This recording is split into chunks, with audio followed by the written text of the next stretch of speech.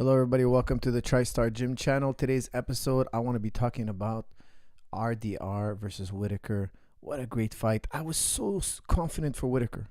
You know, I'm a big Whitaker fan. I trained with him back in the day. He's a great guy. He's a great champion, great fighter. And he lost. I can't believe that he lost. I was shocked. I was quite surprised. Now, don't get me wrong. RDR is a great fighter. You know, we saw him beat Bo Nickel. You know, he's on a tear. But Whitaker's too fast, too slick, too precise, too hard to take down. Yet he did it. After round one, I was watching round one. I gave a clear... Round one was a clear win for Whitaker. He won round one, no doubt about it. But RDR kept trucking forward, kept trying to close the distance. He tried some takedowns. They were looking miserable looking takedowns. He missed takedown after takedown. He didn't have the striking.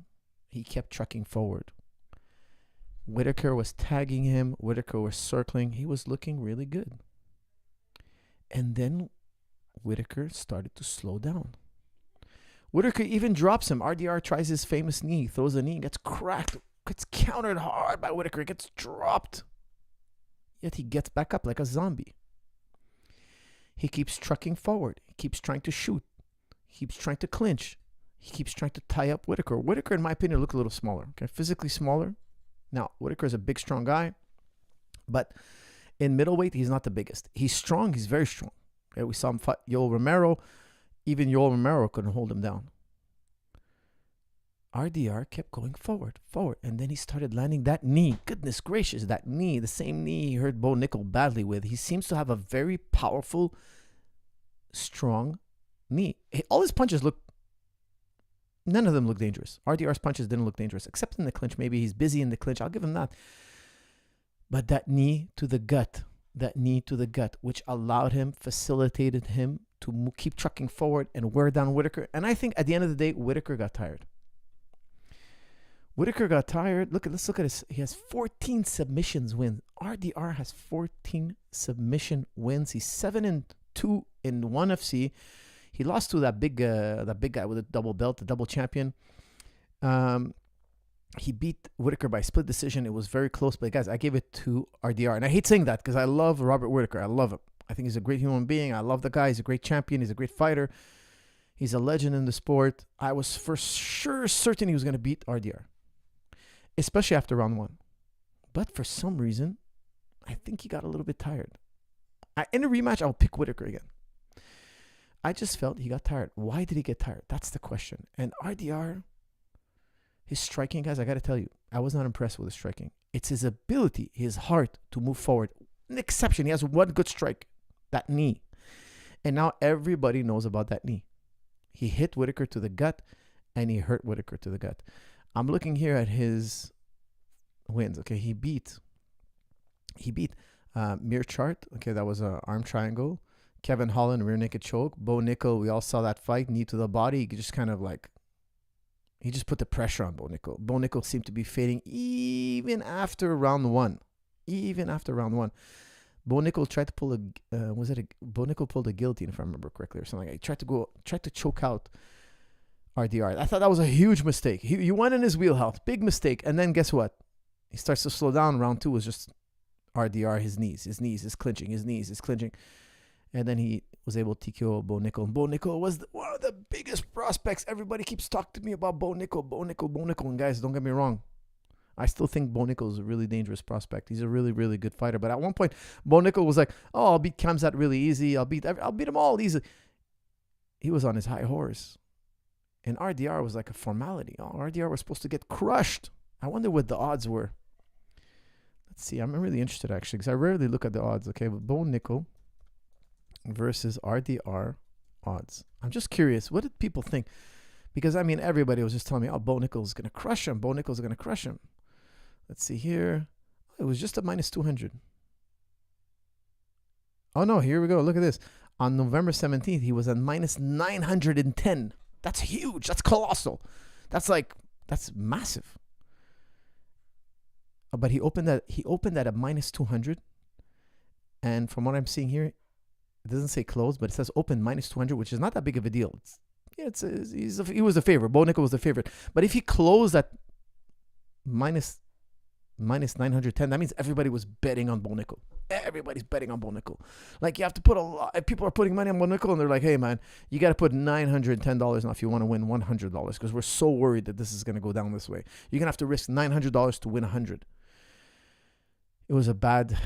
The odd makers got it wrong that time. Why is Bo Nickel so favored? What makes Bo Nickel so popular? Bo Nickel is one of the most hyped prospects of the decade because of his impressive accolades during his college wrestling career at Penn State. For those of you who don't know, Penn State is like the best wrestling university. The best. Okay, they got Cael Sanderson. They got wins after win. They're arguably one of the best dynasties wrestling clubs ever in America. Okay. He's also a brash and very confident personality. Now, Bo Nickel. What happened? RDR goes in there. He wins dominantly. Okay, round 1 was close, but round 2 was just dominance from RDR. Guys, I'm looking at the poll. 54% of you think he can be champion. Can he beat a DDP? Can he beat a Shamaev? Can he beat a Kamzat? I don't think he beats DDP. Honestly, I think DDP's too smart. He's not going to get worn out. He's not going to get run over. He's not going to get beat up like that. Kamzat, I think Kamzat destroys him. Again, that's just my opinion. I thought Whitaker was going to crush him. But I'll tell you guys something. Why would I pick Whitaker again? Because I think Whitaker got tired. I don't know what it was, man. They were in Arabia. Sometimes you go there, it's a different time zone. You didn't do it right. You didn't go 2 weeks ahead. Could be. I don't know when he arrived. He traveled from Australia. Maybe it's just such a different part of the world. You know, I've seen guys, believe me, for those of you who don't believe in jet lag, it's a real thing. I've traveled to Arabia, and then we trained the next day, and it's like everybody's tired. Everybody's gassed out. When I went, last time I was in Saudi, I trained for 10 days straight. And I trained for more than 10 days. I trained for like 2 weeks, okay? But on the 10th day, I started feeling better. The first 6 days, I was feeling good.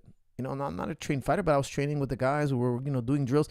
Man, I was so jet lagged. I was not myself. You know, I was like moving around. I just felt weird. And I was like, how do guys fight like that? You know, some guys I have guys who fight in the Middle East and they just go like 5 days before. And I always try to beg them. I was like, go out there 10 days before, go out there 2 weeks before, go out there earlier, go out there, acclimate, get into the rhythm of sleeping and waking up at their time. I just traveled from Africa. I just got back. I'm falling asleep earlier and waking up earlier. I'm not on my regular time. But I like when I get back home from a trip, I go straight to the gym. I get right back to my schedule, but it takes time. It takes me time. Now, I just traveled from Morocco. It's a 6-hour flight. Traveling to the Middle East from Australia. That's a far trip. Now, look, Whitaker's done it before. He knows better. He knows. Maybe this time he's like, I don't need to acclimate. I'll just skip it this time. I'm used to it. Maybe that was the reason, because definitely I would tell you he's much better than RDR, generally speaking. Okay, guys, with that said, I'm going to take your answers and questions and comments on this fight only. I just want to talk about how good RDR is. Can he be champion? What do you guys think of him? And guys, don't forget to use promo code SUMMER50OFF at jujiclub.com. I just released Guard Pass Prevention Volume 2, Powerful Guard Pass Preventions Volume 2. Guys, in this volume, I cover Yoko Sumigeshi. Okay, I teach my version where we cross-face Yoko Sumigeshi, and we also use the wrap Yoko Sumigeshi. The cross-face Yoko Sumigeshi solves a lot of problems. Guys, Yoko Sumigeshi is it's kind of like a great guard for getting up. If somebody's trying to pass my guard, they're getting it tight passing. I use it to get up or re-guard or sweep or counter or get into leg locks. It's a beautiful guard. It's more of an advanced guard. Okay, so for those of you who have more experience, you've done the other volumes in the past, this is very, very good stuff, guys. I love Yoko Sumigeshi. I use it all the time, especially in MMA scenarios. It's very good for jiu-jitsu scenarios, but it's super good for MMA scenarios. Okay, so check it out. Make sure to use SUMMER50OFF, guys. If you don't punch in the promo code, there's nothing I could do about it. New policy at jujiclub.com. If the guy doesn't push the promo code, we don't do anything about it anymore. Sorry, just remember to put it in next time. And because it's become too much of a problem. Too many emails of people saying, I forgot to punch in the promo code, guys. Guys, I'm the guy with CTE. I'm the one with the problem. Not you. You guys are supposed to be like, you haven't been in it 25 years like me. I can remember to punch in a promo code. You could do it too. All right, guys, let's talk about RDR. I just want to talk about RDR, and then we could talk about all the crazy stuff you guys like to talk about.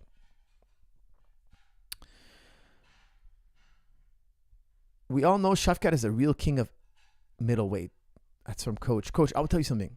I guarantee you Shavkat beats RDR. I guarantee it. He's a welterweight, but from welterweight, if you put Shavkat against RDR, I would pick Shavkat.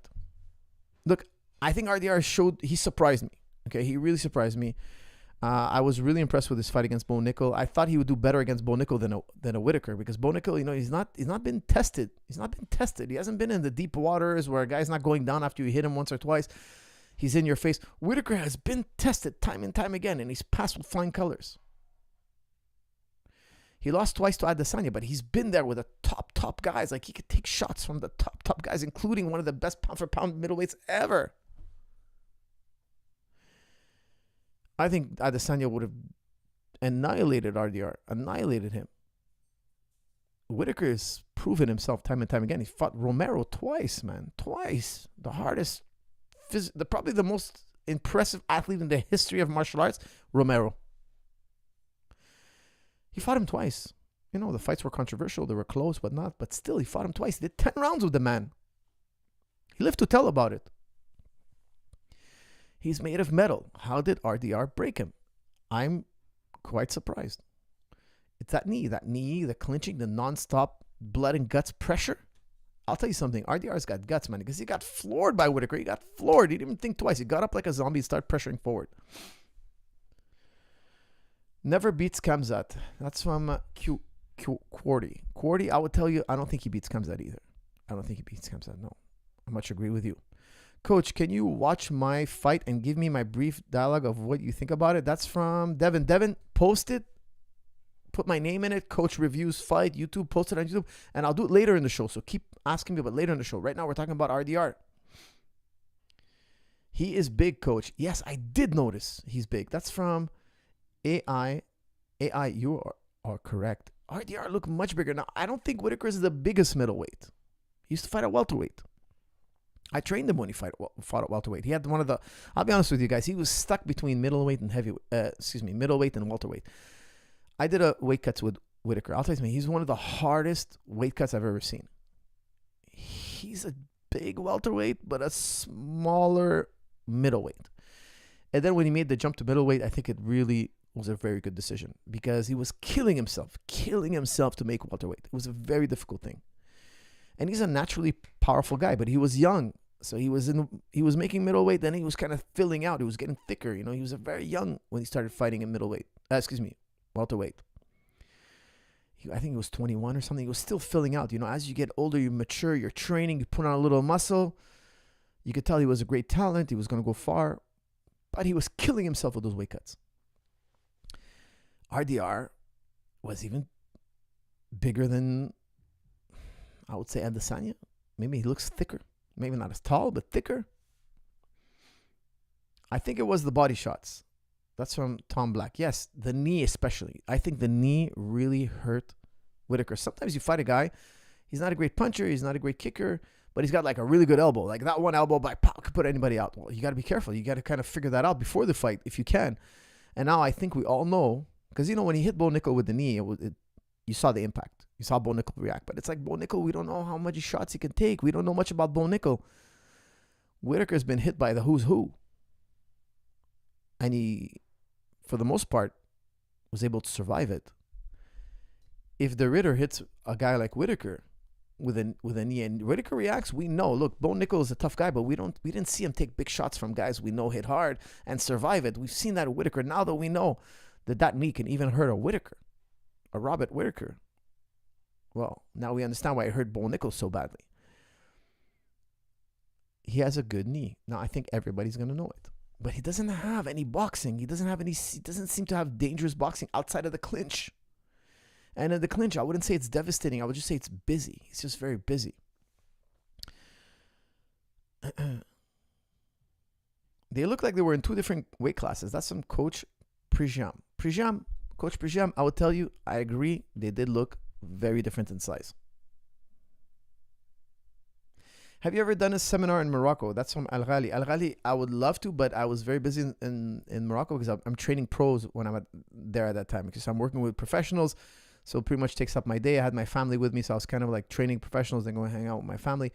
One day I will definitely do a seminar in Morocco if I have an extended stay and have a, I know that I'm going to be there and I don't have so many fighters to train, I would do it. But for the foreseeable future, I think I'm just going to be working with the pros. And if I do have some time off, I will definitely love to do a seminar with the people of Morocco. Is RDR showing clinch work is the new meta in MMA?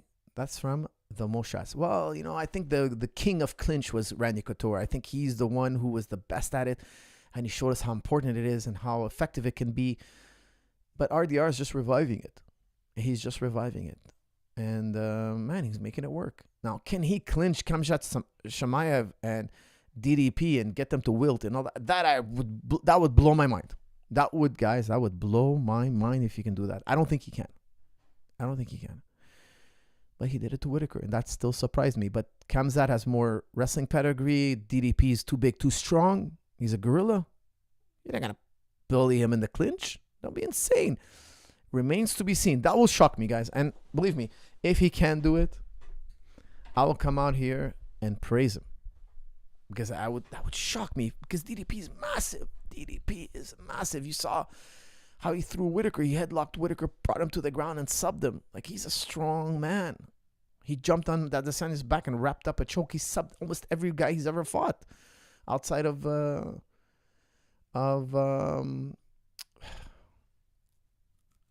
what's his name? He fought. I'm forgetting his name. Everybody knows him. He just got suspended recently.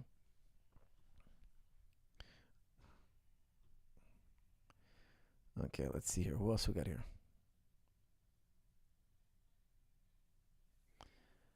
Coach, I think the RDR can defend the submission of Khamzat, then out-cardio him with the later rounds. That's from AI. Look, AI, that's possible, okay? We're going to talk about Khamzat versus, I wanted to do a pre-fight analysis. I'm probably going to do it next week, but we all know DDP versus Khamzat. It's all like, Khamzat's the best in round one. The best.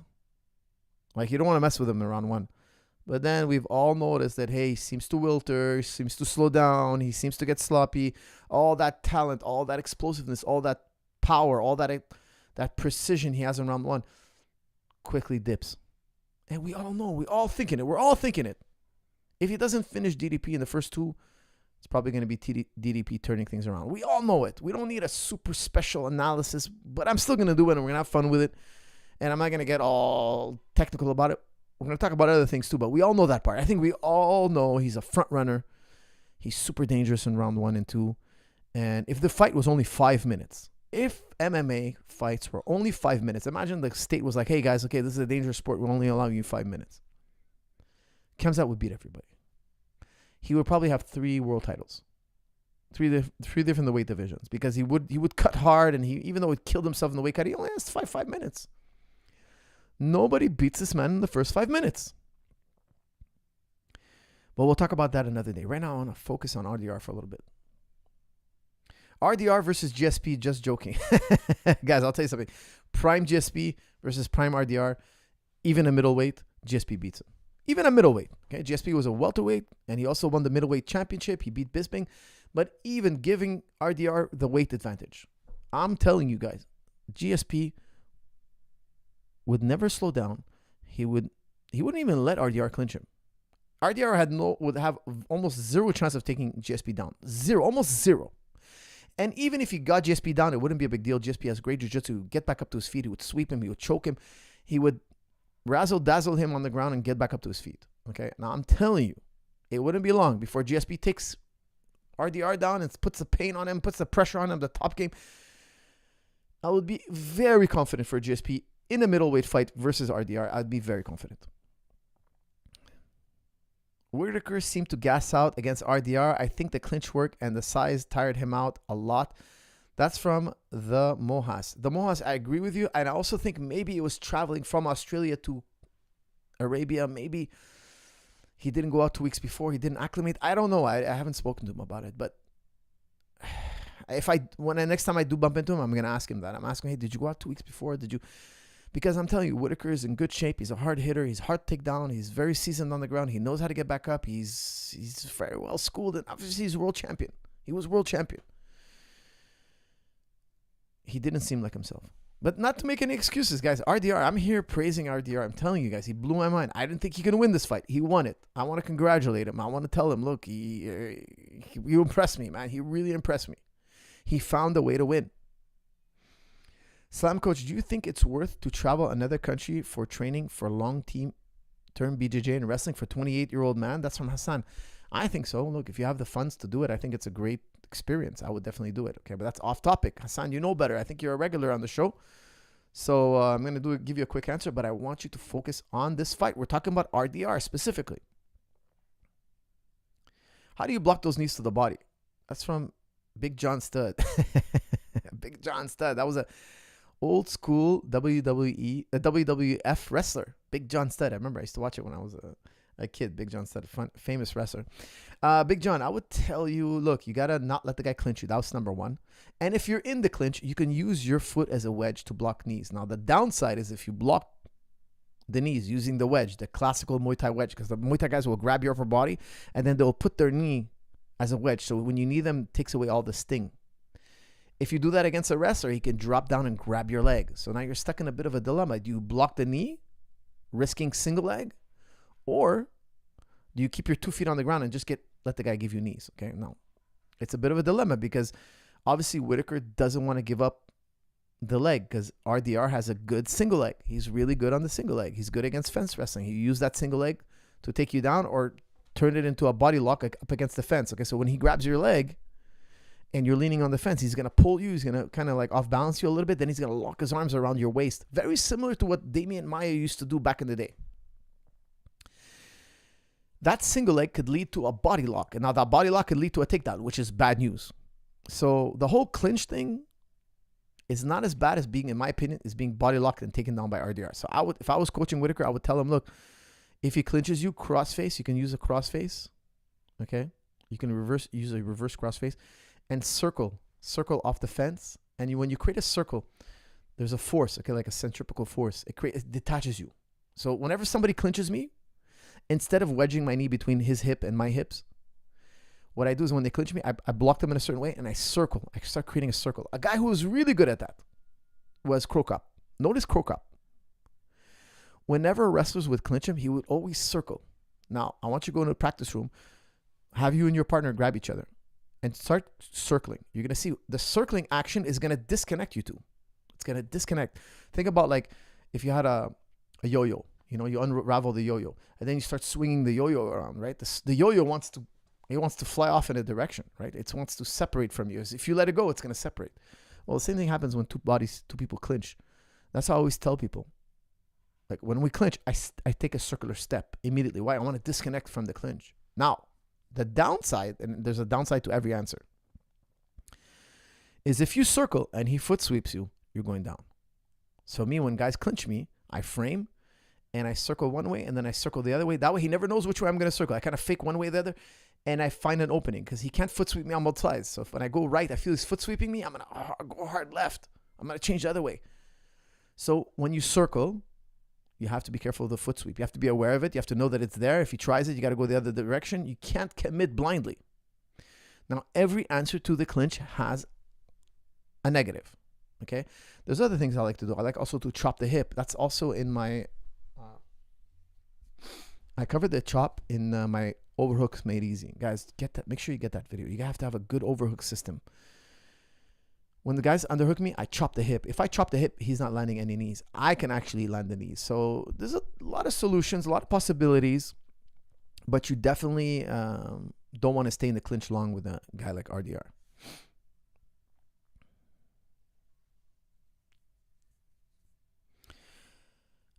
We got a super chat here. Hey, Coach, what is the best way for me to send you my factor review? Hey, Coach, what is the best way for me to send you my factor review? Call the TriStar Gym and ask them for the email, the gym email, and ask to speak to the manager and ask him, you could send me whatever you want. Because if I give my email out now, I'm going to get bombarded. And my email is already bombarded. So call the TriStar Gym in Montreal and request... that you can send me something. When are we going to see GSP in a grappling match, coach? That's from the Mojas. He's had injuries. He's been coming, he's starting to train more and more. And that's a possibility in the future, but that's quite a ways away, I would say. Just he's got to get fully healthy, GSP with gut health issues, middleweight, will have very hard time against those devastating knees of RDR. That's from Kelvin. Kelvin, I'll tell you something. George is too smart, too slick. His footwork is too tight to get clinched easily. He might get clinched here and there, okay? But if he knows the other guy's a clincher, I'm telling you something. You're going to have a hard time clinching George. He's very difficult to clinch. He couldn't... Look, RDR was having trouble getting into Whitaker's legs, okay? So, like shooting, wrapping up a leg, and then climbing up to the body. He wasn't getting it that way. He was kind of corralling Whitaker to the fence and kind of tying him up. George is going to be very difficult to do that with. I'm telling you, very difficult. And also, I'll tell you something.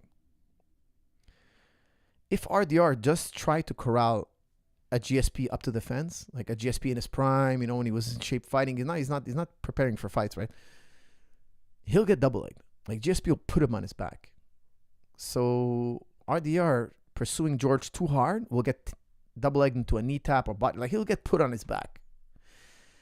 He didn't face that threat against Whitaker. Against Whitaker, all he had to do was like worry about Whitaker hitting him. He didn't have to worry about Whitaker putting him on his back. And I'll tell you something. If George puts you on your back, you're not going to just sit there. He's going to ground the pound. He's going to pass your guard. He's going to smash you into half guard. He's a very good passer. He's going to take your back.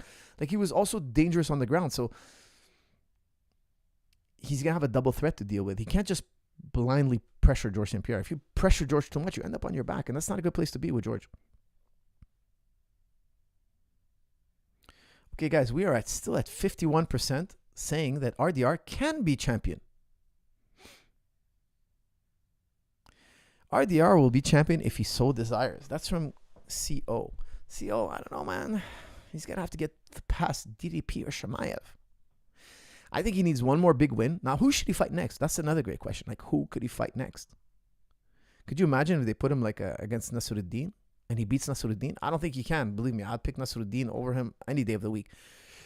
But if he beats Nasruddin, I would come here and be like, he deserves a title shot. There's nobody else to... I think Nasruddin should get the next title shot. But if he beats Nasruddin, I would be really impressed. Really impressed. That would blow my mind.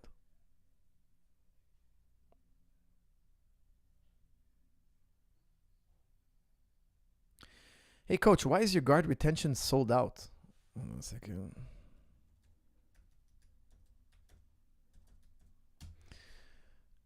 It cannot be. Damn, why is it sold out? How's that possible? Okay, I'm not sure whether that's an error. I'm going to have that fixed ASAP, guys. Thank you for bringing that to my attention. Thank you for bringing that, guys. And after this podcast, shortly after, I'm going to make a call and I'll have that repaired, have that fixed. Sorry about that, guys. Really, I don't know why my button pusher guy made an error. It should not be sold out. MBJJ, you are a gentleman, a scholar. Thank you very much for putting that out. I will make sure it is fixed after this podcast, immediately after this podcast. Coach, do you think Imavov can handle the size and grappling of RDR? If I remember correctly, he got out-grappled by Strickland, but that was a while ago.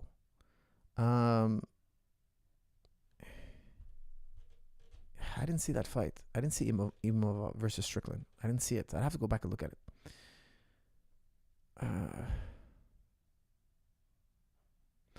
Thoughts on 6-day protein diet and 1 day 150 gram carb refeed day, coach? That's from Nasu. Nasu, I hate low carb diets. I can't stand them. I hate it. You can't train on low carbs. In my opinion, you can't train on... I know a lot of people... I want to have one of my students, one of my black belts, Cajun Johnson. He went on this all-meat diet. Okay, now he's been on it about a year. And I called him up. I want to ask him, how are you feeling? He's like, I'm feeling better than ever. I'm fully meat-based now. Only meat. He only eats meat. And it blows my mind because when you read the data, you need carbohydrates for our sport. Okay, so some people only eat meat and they do long-distance sports. I've never seen ever a world champion on meat only in a power sport. It doesn't exist. Okay, show me a sprinter, a boxer, a wrestler, a judoka, an MMA fighter who's world champion on only meat. I'm not saying it's not possible, because if it is possible, that would break the science we have now, because that would mean they figured out something we've never tested. Okay, now years ago, before it was cool, I was doing research, and there was this guy claiming only eat meat diet. This is like, I'm telling you, I'm talking about 15 years ago. And I tried a meat only diet. I had tried it. Okay, it was this guy who was a doctor, and he was super ripped. I'm now looking back, he was definitely on steroids. I was a young kid back then. I was like, I'm a trainer trying to study everything. I was studying like so much martial arts and fitness and all that. I'm crazy about all the cutting edge info. And this guy was claiming that in his own personal experience and with his clients had stronger, leaner, and more endurance. They were stronger, leaner, had more endurance. They were only eating meat, and he would eat some cottage cheese. Okay, I forget the guy's name. I'm telling you, 15 years ago. So I tried it. I got to day 9, training every day on only meat. Guys, I'm telling you, on day 9, I could barely function. And he was saying that, look, you're going to become fat adapted. Don't believe the science they're telling you. It's limited science. They never tried it. They never understood it. I'm pioneering a new way of doing things. And now there's also a very famous doctor. His name is Anthony McCaffy. And he claims it also. He's done MMA. He's trained MMA. He trained with Demetrius Johnson, actually, very interestingly enough. And I don't think Demetrius Johnson is on a meat-only diet and whatnot. And believe me, guys, I look into this stuff.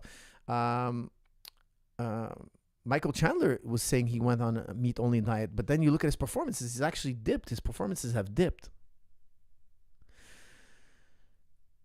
My student, Cajun Johnson, was telling me after the first month, he started feeling normal again, because the first month was not fun, he told me. This is his words completely. He's like, first month was not fun. Now he swears by it. He's like, I have better endurance. I'm stronger. I'm lean.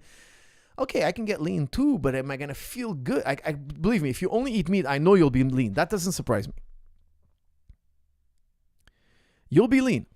I guarantee you, if you eat nothing but meat, you cannot overeat protein. You cannot. It's almost impossible.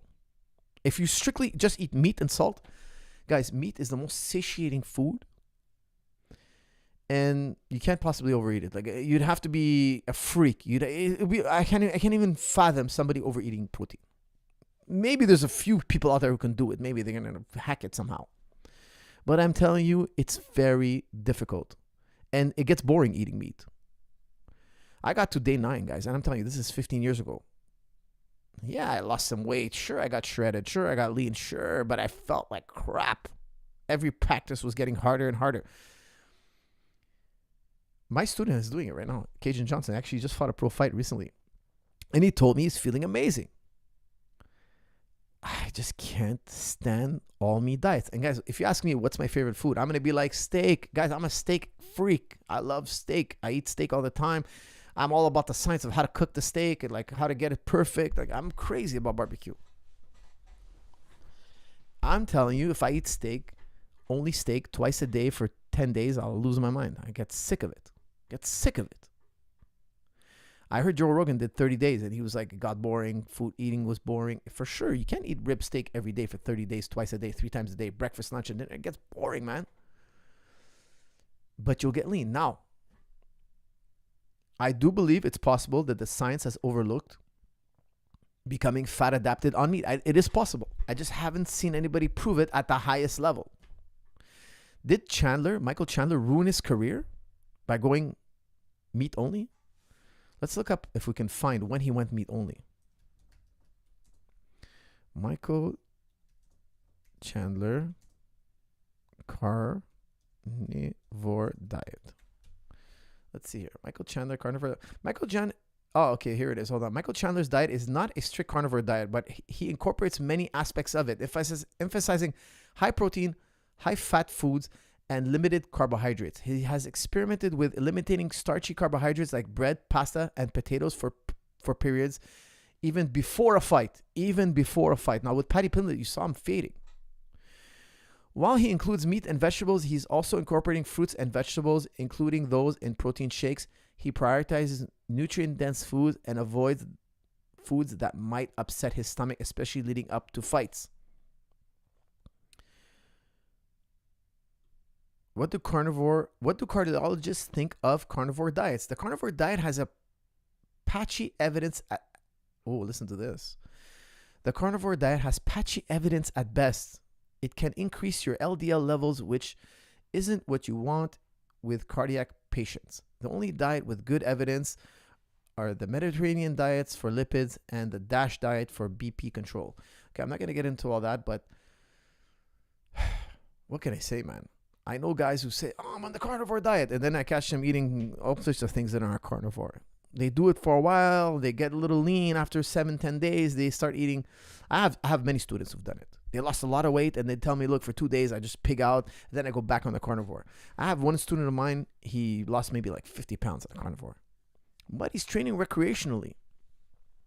I do believe if you're hell-bent on losing weight, that's a great way to do it. Maybe not healthy. I'm not talking about health-wise, but you'll drop the pounds quick for sure. But what will happen to your performance if you're trying to compete at the highest level? All right, guys, I derailed from the RDR topic. I'm ready now for Ask Me Anything.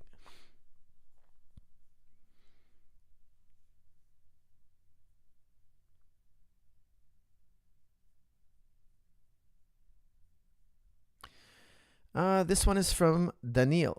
Hey, coach, I'm a button pusher, but I am watching you for 4 years now. I really appreciate your philosophy. I worked at the desk 9 to 10 hours a day, and my shoulder is blocked. Tried your stable program, but I find it too advanced. That's from Danielle.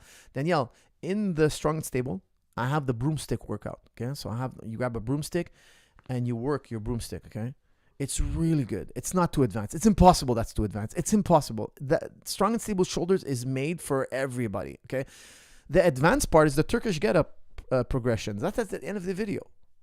Okay. The rubber band workout, the broomstick workout, anybody can do it. The isometric workout, I show you guys different possibilities because I know some of you don't have access to certain equipment. Strong and Stable shoulders shows you a very varied way to address your shoulders. There's no way you can't do the broomstick workout. Now you're just lazy. And I say that, and I want to thank you for your donation, Danielle. But you're being lazy. It's impossible. That broomstick workout, I got it from me and George as a gymnastic coach. Okay, the highest level gymnasts, they do that broomstick workout. And there's no way you can't get a hold of a broomstick. It's impossible. A broomstick costs like $5. You take off the head, now you have a stick. All you need. And I'll tell you something. I've worked out with these gymnasts. Their shoulders are incredibly strong, incredibly flexible. It's incredible. The level of strength and flexibility is ridiculous.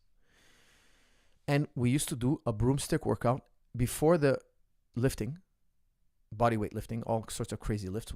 Again, 95% of gymnast workouts is body weight. Before we touched the rings, before we did the calisthenics, before we did the isometrics, we had to do the broomstick workout to loosen up our shoulders, okay? It increased my range of mobility. It increased my flexibility, increased my strength. It was crazy. And I didn't learn that from a kinesiologist. I didn't learn that from a guy who learned exercise science, a guy with exercise science degree. I learned it from a guy who's a gymnast coach, one of the best gymnast coaches in Canada. And he showed us the broomstick workout. It's so simple. It's so crazy inexpensive. And it's so incredibly effective. And also, by the way, you can use a towel. Okay, so just replace the broomstick with a towel. You could do, I would say you could do 70% of the exercises I demonstrated. Don't tell me you can't get your hands on a towel. And don't tell me it's too advanced. It's impossible. It's too advanced. Okay? I think you're just being a little lazy, or you didn't watch the video all the way, because definitely if you got to the broomstick workout, or you underestimated the value of the broomstick workout. It's not too advanced. It's super effective. You can build world-class shoulders. It's incredible. What are the best exercises for choking strength? Katagatames, Darce chokes, anacondas. That's from Chad Steele. Chad Steele, I will tell you right now, I'm doing a lot of isometrics. A lot. And it's improved my squeeze. Okay, so you got to do a deep dive on isometrics. One day I'm going to release something on isometrics because it's so convenient. I'm doing right now I'm doing about 20 sets a day of isometrics. 20 sets. Minimum a day. It's really good for squeezing. What can I tell you, man? It's the best. This is from Shafiq. Salam, coach. What's the best way to get underhooks from the top mount on heavier dudes who pin their elbows to their sides. Okay, look, I have a mount video. Wait, I have a mount video, don't I? Mount made simple. Do I have mount made simple? I don't even remember. I've done so many videos. Let me see. No, actually, you know what? I haven't released mounts made simple. Hold on a second. Let me double check here. Hold on a second. Let me go to basics, catalog. Let me see. Did I release master the basics? Did I release a mount video? Oh yeah, mount advanced basics, mount made easy. Okay, I show you when a guy's like this, you go into an Ezekiel choke, you'll never score the Ezekiel choke. Okay, think about this. Okay, I was just talking to my students today about it. I'm like, look, all of jiu-jitsu is like you're trying to create a dilemma. You're trying to create a dilemma. That's what I'm doing. I'm like, I give the guy two choices and both choices are bad. That's all of jiu-jitsu. Like working with John, he would talk to us always about dilemma, trilemma. You try to give the guy two choices or three choices, and they're all bad. When you're mounted and you're like this, your neck is exposed. So what I do is I put my fist in your neck and I start choking you. You have to. The guy on the bottom who's like this, he has to reach up to defend his neck. Now, I'll tell you something. I do Ezekiel. Ezekiel's like when you imagine this is your neck, imagine this is your head, okay? And I fold my arms around your neck, okay?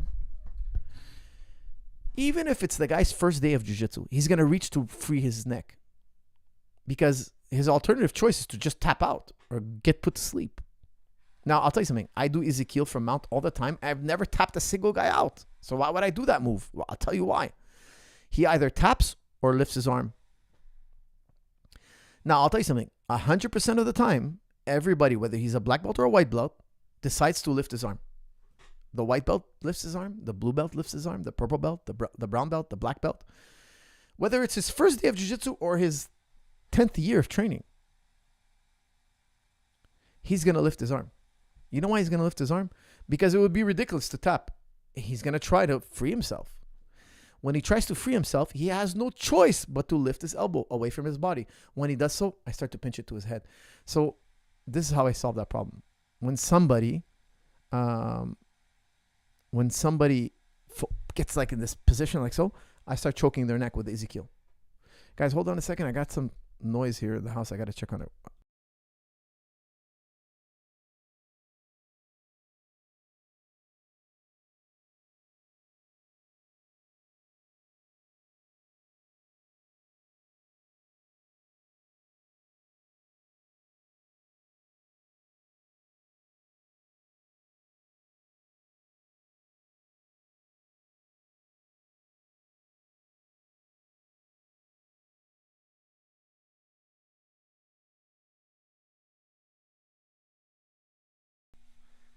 All right, guys. That's my wife. She's like building some food. I have to lay down the law. All right, where was I? Yes. Check out my mount video. The answers are there. Hey, coach. Are your knee injuries always tied to lasting effects when grappling, or they can be like before? That's from Bakil. Bakil, your knees. Guys, I'm 45. I train every day. I roll once or twice a day, and I do conditioning. My knees are super strong, super healthy. Thank God. Alhamdulillah. I'll tell you something. You can bring your knees back to how it used to be. For sure, 100%. 100%, no doubt. No doubt. I used to ask doctors, when I hurt my back, I had a lower back problem. And some of them used to tell me, oh, well, maybe you're never going to be the same again. Oh, well, people usually carry it with them for years. My back is super healthy. It's crazy how we put too much faith in the doctors. Because the doctors, they only know. Here's what I wish, okay? I wish that to be a doctor, you have to be also a physiotherapist. Like if you put a physiotherapist and a doctor in the same brain, because they always if the doctor doesn't have to use the scalpel or drugs, he's going to send you to the physio. Usually I find the physios more helpful than the doctors. So I'll tell you something. Personally, I find the physios way more helpful than the doctors, because the doctors only want to fix it if something's snapped or broken. Then they'll sew you up. If it's not snapped or broken, they're like, there's nothing I can do for you. Go next. So don't ask the doctor for that kind of advice. Ask the physio. Find a good physio. And of course, if you have a strong program, get strong and stable knees, strong and stable neck, strong and stable shoulder. I never go to physio. Like I just hurt my neck recently, like 3 weeks ago. I sprained my neck. I don't go to physio. I do my routine. I'm feeling much better. I roll today. I'm flow rolling. I rolled today. Today was my first day. I did a more of an intense roll. I know how to take care of my neck. I know more than just the basics, but you should know at least the basics. And so much of what I learned over the years is like from wrestling coaches, from like physiotherapists, from like, SSL Sports Science Lab in California. Like these guys really, Kelly Starrett, I always talk about him, how good he is, like I love to do my own physio because I feel I can get it right. And I could treat my own injuries every day. I don't have to wait for the physio. I don't have to stand in line. I don't have to go book an appointment. I'm doing it every day. I'm treating my own neck every day. What do you do between workouts to alleviate soreness and muscle pain? Look, I'll tell you something. Try not to overtrain. Try not to, I always talk about working within a margin of safety. Don't train so hard that you're going to be so sore the next day. Train 65, 70% until you acclimate and then start picking it up. If you're a more advanced athlete, you can train 80%, 85%. Like sometimes I feel my body's a bit sore. I'll do a round, then I'll take a break. I'll skip a round. Then I'll do a round, I'll take a break. I'll skip a round.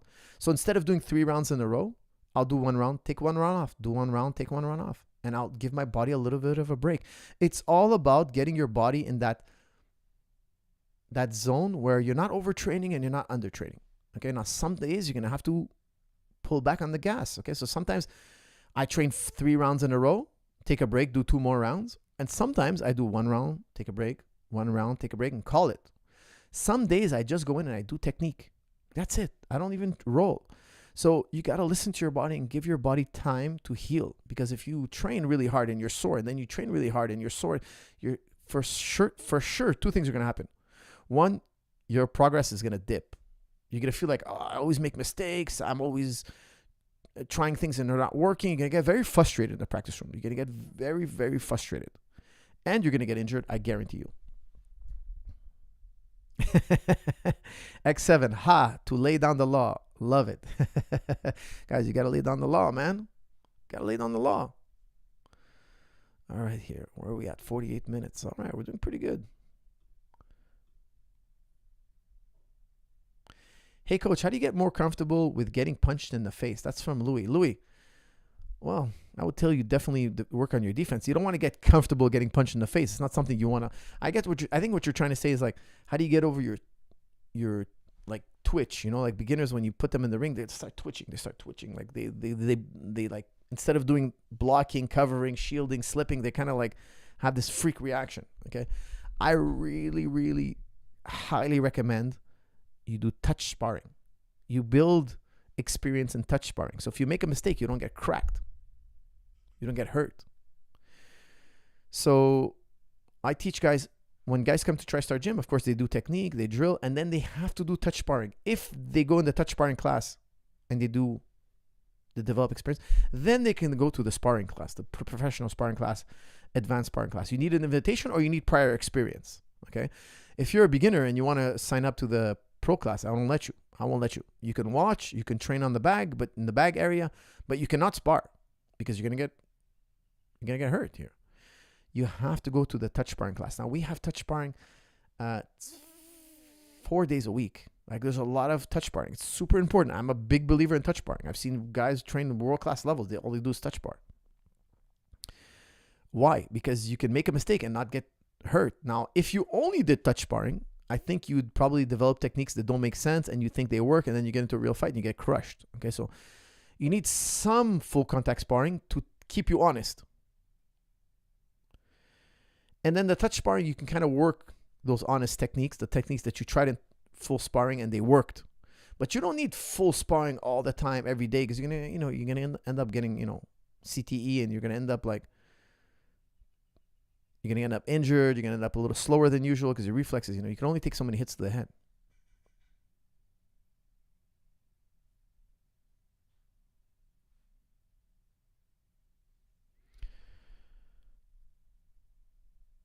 Other than leg attacks, what submission work well against bigger, stronger opponents? That's from the Mojas. The Mojas.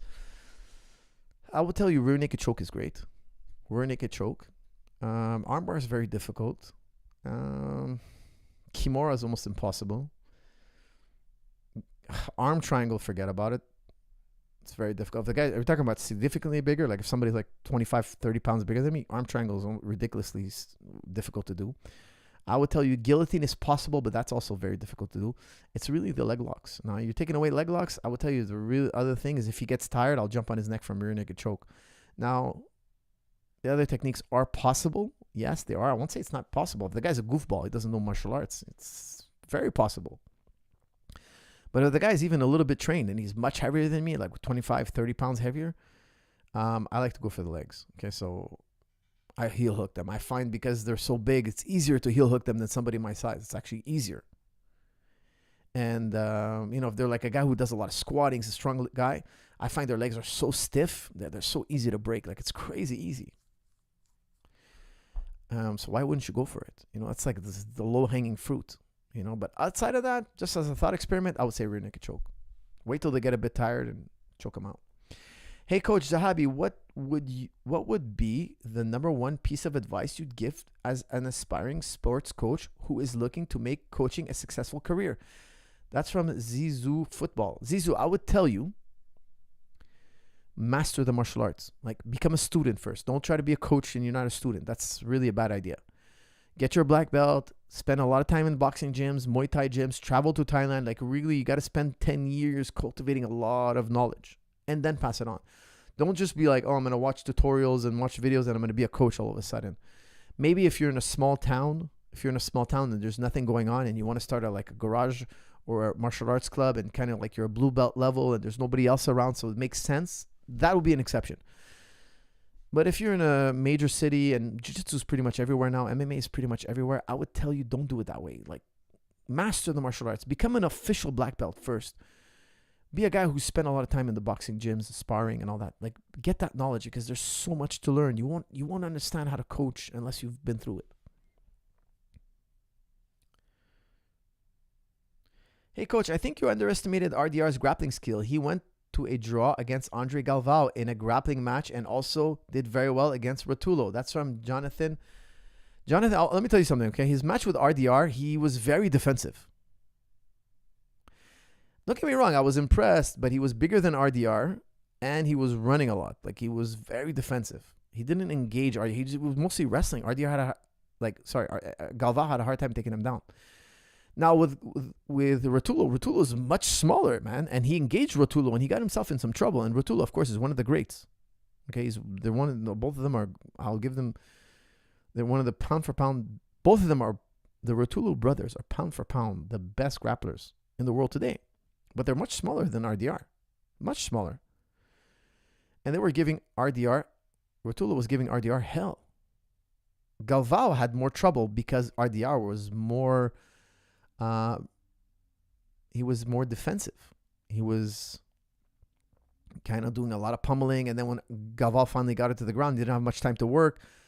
It was one of those. Okay, but when he actually engaged Ratulo, you saw that he was in deep waters with Ratulo. It was very tough. Now you're saying how he did well with Ratulo. Ratulo is half his size. Ratulo is half his size. He should be doing well with Ratulo. He should be pinning Ratulo. He should be giving them a lot more trouble than what he did. Okay. Technically speaking, right? Two grapplers, one guy 30 pounds heavier should have the massive advantage. Guys, don't forget, 30 pounds is a massive, massive advantage. Honestly, I can't fathom a guy 30 pounds lighter than me. That would make the guy 140. I can't imagine somebody weighing 140. Guys, I don't want to sound like an arrogant bastard here, okay? But I really can't imagine somebody weighing 140. I'm 170, okay? Somebody weighing 140 and giving me a lot of trouble. Like, I get it. He could be really good and maybe he's defensive and he has a good guard. It's hard to pass, like weight doesn't really matter that much if he's super flexible and he's got a little tight guard. Like, I get it. Okay, it's going to be tough to pass his guard, but he ain't going to make me work. He ain't going to put the pain on me. He's not going to make me sweat. I'm like, I'm under pressure and I'm scrambling with him and it's really difficult. Dude, I'm 30 pounds heavier. Like, he'd have to be really crazy good to put pressure on me. And Ratulo was pound for pound would crush RDR. Crush him is what I'm trying to say. If they both weighed the same, Ratulo would crush him in one round, it wouldn't take long.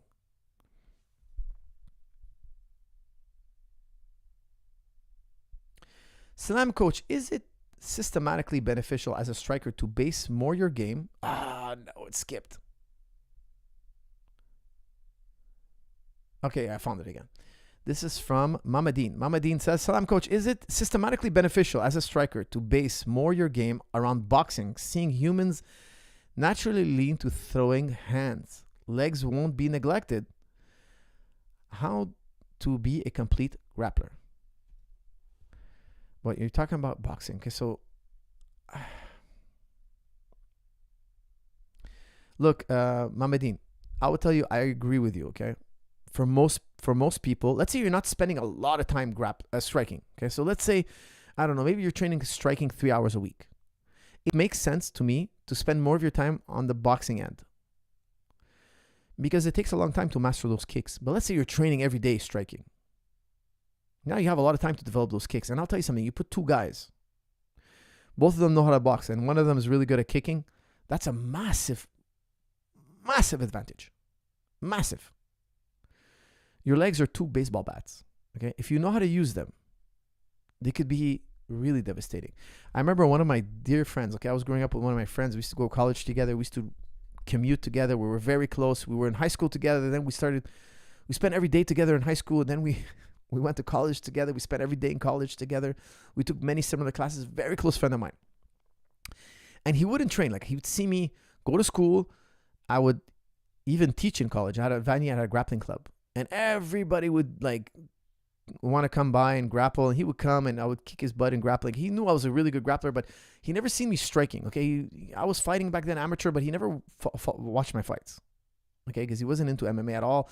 But he would swing by. Sometimes we'd grapple, I'd sub him. But he was not into boxing MMA. Now, I was very heavy into boxing MMA. Don't forget, I did it all. You know, I had Muay Thai titles as well. As an amateur, I boxed as well. I loved boxing, you know. And he would tell me, oh, no, he was more of a street fighter. I'll tell you something. When we'd go out places, he would get into he would get into trouble. Okay, let's just say. And personally, I'm not the type of guy to fight in the street, but he was a bit of a tough guy, you know. And he was like, no, you never kick anybody in the street. The topic came up. I was like, no, you can definitely kick. If a guy knows how to kick, man, believe me, he can surprise you with a kick. You guys square off and he can kick you in the neck and you be out as a light. He's like, no, that would never happen. You don't know what you're talking about. Street fighting is not the same. What are you talking about? Street fighting, it's all about punch. You have to punch the guy. I'm like, yeah, of course. Punching is huge. But a kick can really take you by surprise. He's like, no. I said, why don't you come to the gym? And now you have to remember, I love this guy. He's a really sweet friend of mine. We're still friends to this day. But he's so hard-headed. He's a sweet guy, but so hard-headed. And he's a tough guy. He's got that attitude. Oh, yeah, glove up. I'll glove up. He's a real tough guy. Okay, so come, glove up, man. What do you want to tell you? Let's glove up. Now, he gloves up. Me and him are sparring. All of a sudden, he was waking up, and he's like, what happened? I'm like, Lou, you got kicked in the face. You know, like, I kicked him. He woke up. He's like, what happened? I'm like, well, I'm sorry, man.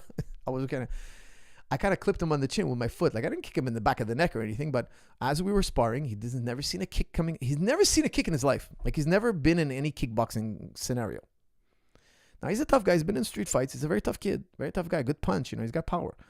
But, you know, I threw a few shots, and then all of a sudden my foot comes up and just grazed his chin, like just grazed it, like, not a hard kick. Like, I just touched him. And he went down like a ton of bricks, and he's like, what happened? I'm like, oh, man, I was feeling bad about it. I wasn't even wearing a shin pad. Like, we were just like two buddies, like, joking around. And I touched his chin, and he went down. And I was like, look, man, I agree. He's like, oh, really? No way. He's like, oh, yeah, man. You got. And of course, you know, I could have took his head off for sure. You know, like, I could have took his head off, his body, off his shoulders. I would never do that. But I'm telling you guys, I hate to say it, but kicks are, I won't say look, if you have limited time, just focus on boxing. If you don't have limited time, if you have abundant time, learn your kicks and knees and elbows, man. They're so worth it. You never know. They're fight changers. Now, we could point to fights where the boxer won, and we could point to fights all day long where the kicker wins. We could do that forever. Like, for instance, Ilia Topuria, I don't think he's ever thrown, his entire career, he's never thrown a head kick. Low kicks, he's ever thrown a knee? I can't remember one fight where he throws a knee that was significant. I don't even think he's ever thrown a knee. but he's an outlier. He's an outlier. He's one guy out of many world champions that doesn't throw kicks. Who else doesn't throw kicks as a world champion? Can anybody in MMA? Who else? I mean, Vitor Belfort didn't kick that much, but he definitely did kick. He was world champion. Who else didn't kick as a world champion? And I would say Taporia does kick. Okay, with Emmett, he lit like his fight with Josh Emmett. The kicks were highly significant. Highly. That was actually a major problem for Emmett. He couldn't stop the leg kicks. But guys, give me names of Ngannou. Ngannou's not a big kicker. That's a very good point.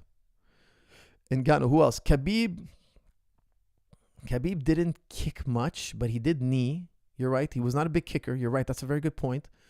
But he wasn't really a big striker either. Somebody with a striking base. Somebody who won with striking. Because Khabib won his fights with wrestling. Okay. Somebody who was a winner striking but didn't kick. Can anybody give me names? Cody Garbrandt. Look. Okay, that's a good name. But he did kick. He would do a very famous cartwheel kick. He would drop his hand to the mat and like try to kick you to the head. He would definitely kick to the leg. He was a leg kicker. He would definitely knee. He was good with the knees. Elbow for sure. But I would tell you, I would agree with you. He's mainly a puncher. Yes, he was more punching. BJ Penn is another great example. That's a good one. We shouldn't forget BJ Penn. BJ Penn was mostly, he won a world championship dropping Sean Shirk with a big knee. But he would get the work done mostly with his hands. Dustin Poirier, that's another good name. But also, again, we can't say he doesn't knee and elbow. He had a good knee, good elbow, good kick. He kicked the hell out of McGregor's legs in their third fight. No, their second fight. He had a great knockout, but it was really the leg kicks. He was leg kicking McGregor, leg kicking him. And then he started corralling McGregor to the fence. Those leg kicks set up McGregor to get knocked out by the punches. So I would tell you, yes, Dustin Poirier is more heavily boxing, but look how much leg kicks helped him against McGregor. You guys gotta go rewatch their second fight. He pulverized McGregor's leg. Who else was mainly a puncher? Does Merab kick? Merab is not the biggest kicker, but he does a lot of wrestling. Guys, somebody who wins with their striking. They became world champion with their striking, but doesn't kick. You see, what I'm trying to say is there's few names. Belfort was quite significant. I would say he was mainly a puncher. Aspinall. Yeah, Aspinall's another good one, but he grapples too. But you're right, he's heavyweight. Yeah, okay, I'll give you that one. Aspinall's a good name. Stipe not kicker versus Cormier not kicker. Cormier was not a kicker, you're right. But yeah, Cormier's a good name. I'll give you that one. But he also was a good wrestler. He was also a very heavy wrestler. But you're right, he did a lot of his work with punching. Stipe is another good name. You're right. Guys, there are some good names. But look, I would tell you, Ayman Zahabi don't kick. No, he kicks. My brother kicks. Come on, man. He's a big kicker. Kicked Aldo a bunch of times. Kicked him right in the head. Watch round 3. Kicks Aldo right in the head. Pop. Will you be teaching at TriStar next week? I'm coming from Switzerland to train together. That's from Adrian. Adrian, yes, definitely. I'd love to meet you, my friend. Make sure you mention that you're a member of this channel. But I will definitely be in. I'm in twice a day, every day. Okay, except Saturday. Saturdays I go in for one big practice.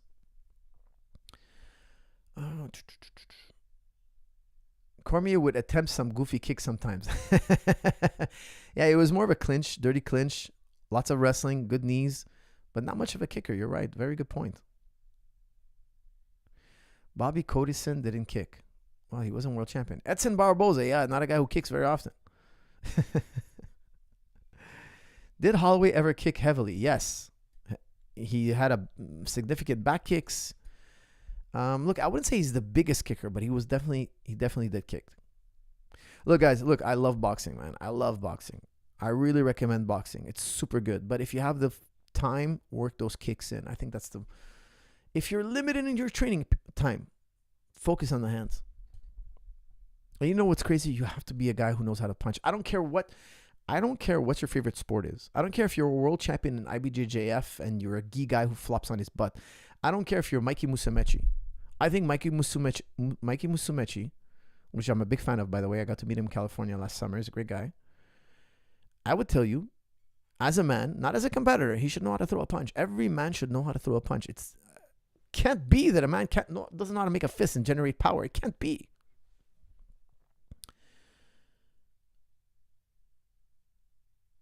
Coach, you missed Miller Lite Rally Super Chat. Did I? Hold on a second. Hector, thank you for the donation. But no question. Miller Lite Rally, thank you. You're right. I did miss a super chat. Hey, Coach, I believe ecological training does not the smaller, weaker, older grappler, even with more experience. What is your opinion on ecological? Well, Miller Lite, you didn't formulate the question carefully, so I have to reread it. Hey, Coach, I believe ecological training does not the smaller, weaker, okay, I'm going to assume does not help the smaller, weaker, older grappler, even with more experience. What is your opinion on ecological? That's from Miller Lite. Miller Lite, your question's a bit funky. I don't really understand what you're trying to say, but I think what you're trying to say is that it doesn't help people who are smaller, weaker, older, and even those with more experience. Look, I think ecological training is situational training, positional training mostly. I like it, but I also like technique. I'm not ready to give up the technique. I think technique's something, like today I was teaching false sweep. Like, I don't know how you would teach somebody ecologically. Like, I get it. You could put them in the position, but there are nuances that are going to take you a long time to figure out. I might just as well tell you it. And then let's do some positional sparring where we start in false sweep and we work. I think there's a benefit to both. I think eliminating drilling is a big mistake, but I'm open to somebody who's going to show me a practice. Because here's what I think. I think a lot of people are getting to go ecological. 5 years from now, we're not talking about it so much. Now, let me give you guys a example. About 10 years ago, Kid Dale was talking about no drilling, no drilling, no drilling, no drilling, no drilling. And look, it didn't stick. A lot of schools were like, okay, we're not drilling. We're going to do explanations and like rolling. And like, it didn't work. It didn't work. And 5 years from now we're restarting, or maybe it's been 10 years. We're restarting. Oh, okay, we're doing it this way. It remains to be seen. I want to stay open-minded. I want to make that clear. I'm going to be open-minded. I'm ready to experiment. But I always end up saying, look, let's just drill this part and then do situational. I just find I gravitate to that more. Now, I also do a lot of situational training. That I have to emphasize that. And we've been doing it forever. It's nothing new. So I do believe it's very, very important. Coach, who would win? Kamaru Usman versus Bilal Muhammad. That's from OJP. I know those guys too well, so I can't say. I don't want to say anything, and then reporters start writing articles, and then I get in trouble. But that's a tough fight to call. That would be a very tough fight. Have you read Wittgenstein? What are your thoughts about him? That's from Cassie. Cassie, I have not read Wittgenstein. Apologies. Hello, Coach. How long after the first starting to train do you think is good idea to compete in jiu-jitsu? For some reason, I keep telling myself that I'm not a blue belt, yet I'm not ready for it. That's from JT. JT, I would tell you train at least 1 year. At least 1 year before you start competing. Okay? And that's my opinion.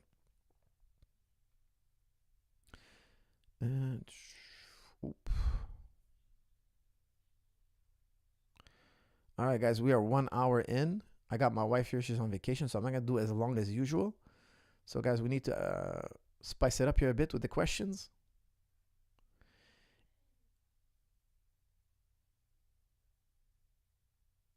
It's odd. The only names that I can think of are kickers. That's from Audi. That's what I'm trying to tell you. Not most fighters didn't get to elite level without kicking.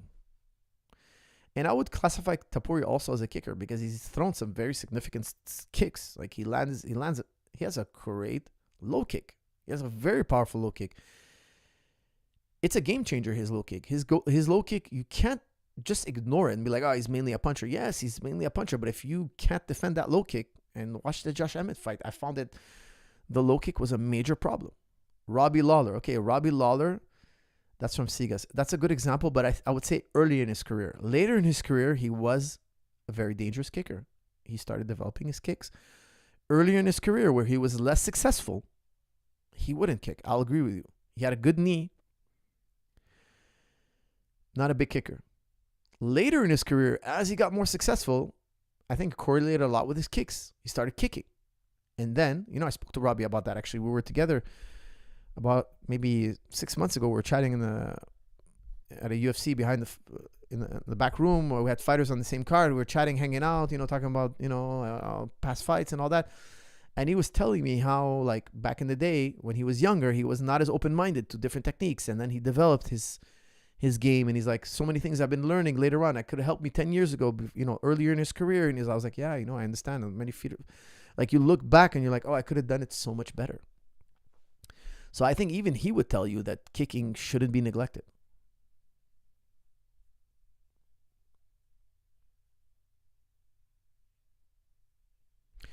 Coach, will we have an alt season? That's from Katu. I think so. Look, I'm big into Bitcoin. I'm big into Ethereum. Guys, I want to say something about Ethereum. I went big into Ethereum back in the day. I'm a big believer in Ethereum. And then I'll tell you something. Maybe like 6 months ago, my faith was shaken in Ethereum. And I have a policy, guys. I have one thing. When I invest in something, in crypto, I never sell it. I always tell my students. I have a lot of students who are big into crypto. They buy and sell. I'm like, no, I think that's a big mistake. I buy and I hold. And one day I'll use my crypto as collateral to borrow money. I'll never sell my crypto. It doesn't make sense to me to sell something like Bitcoin for fiat currency. It doesn't make sense to me because Bitcoin grows and fiat currency melts. Why would I trade something that's better for something that's worse? It doesn't make sense to me. So if I picked wrong, let's say, okay, I bought a lot of Ethereum, and then maybe 6 months ago, I was like, man, Ethereum, the forecast is so bad and this and that. I was like, you know what? No, because if I sell my Ethereum, which I wouldn't, because I made a promise to myself. If I sell my Ethereum and then it shoots up, that would torment me. I know guys who bought Bitcoin back in the day, and they sold it or lost it. And it torments them. And I'm like, man, that's crazy. Like, I had one guy, he had a bunch of Bitcoin and a laptop. He lost it. He just says, I can't think about it because how much money I lost. He goes, I can't. He threw away that laptop. He forgot he had his Bitcoin access keys and there. He just forgot about it. And he'd be a millionaire today. And he tells me, I can't even think about it. I try not to think. If that enters my mind, he freaks out. He doesn't want to think about it. I'm like, oh man, I learned from those stories. I was like, oh, can't let that be me. I was holding my Ethereum. I don't know. It's been so many years. It's been almost a decade I'm holding Ethereum. And I'm like, the forecast is so bad. People are saying Ethereum is going to get eaten up by these other. I'm like, no, I'm not selling. No matter what, I'm never selling. And let it go to zero. And now the forecast is so good. And that was just 6 months ago. Guys, I'm telling you, I've been in crypto a long time. It's always like that. Look at crypto videos. It's always like, it's going to moon. It's going to go forever. And then 2 days later, 48 hours later, even 24 hours later, even sometimes 6 hours later, oh, it's going to tank. It's dead. It's doomed. Like, they're so dramatic in the crypto world. They are so dramatic because in the crypto world, winning, like if you gain 10%, it's nothing. Like in the stock market, if you did 10% in 1 year, you're a trading genius.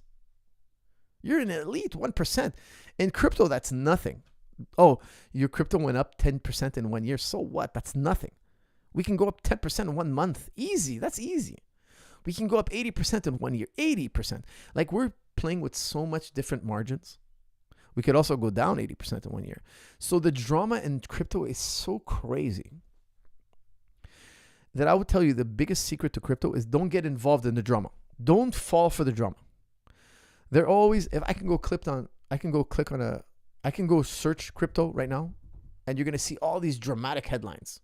Sell everything now. Go all in on this. Like, they're so dramatic that if you follow them, you'd go broke. They're always giving you contrary advice every 5 minutes. Don't do it, guys. Okay?